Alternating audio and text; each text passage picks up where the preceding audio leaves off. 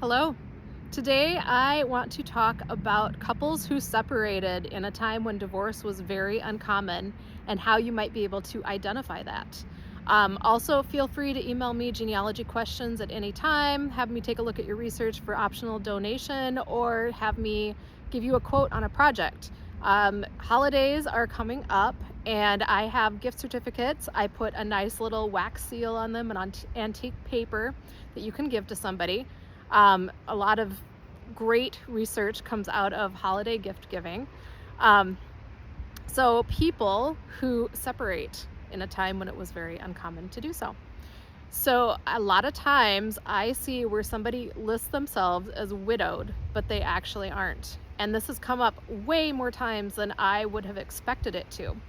Um, Divorce was not easily attained. Sometimes people would have to go to a different state to get divorces. It was not very easy to do. So in a time when people wouldn't really be able to check up on if your husband was really dead or your wife was really dead, you might just agree to separate, or abandon them, probably happened a lot too, and just start up somewhere else with a new name, similar name, or the same name.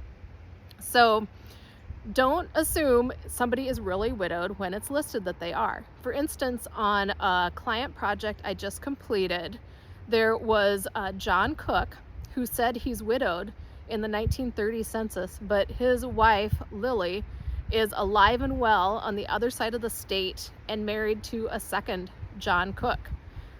Most people have them merged as one, but they are in fact two different people. So he continued to say he was widowed the rest of his life. He did get remarried again at a later point in Missouri. So he just moved a couple states away.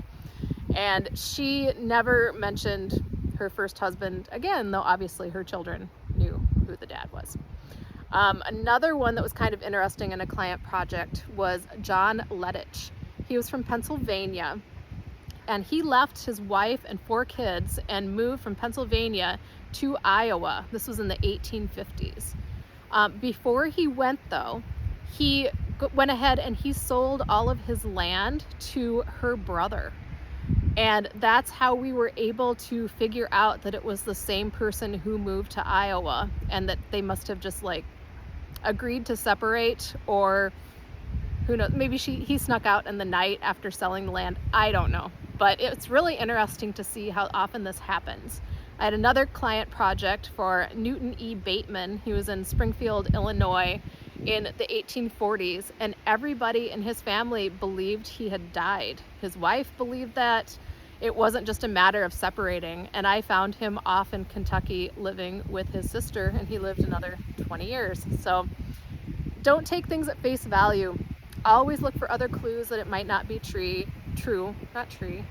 and then do your due diligence and fully research everything. Thanks.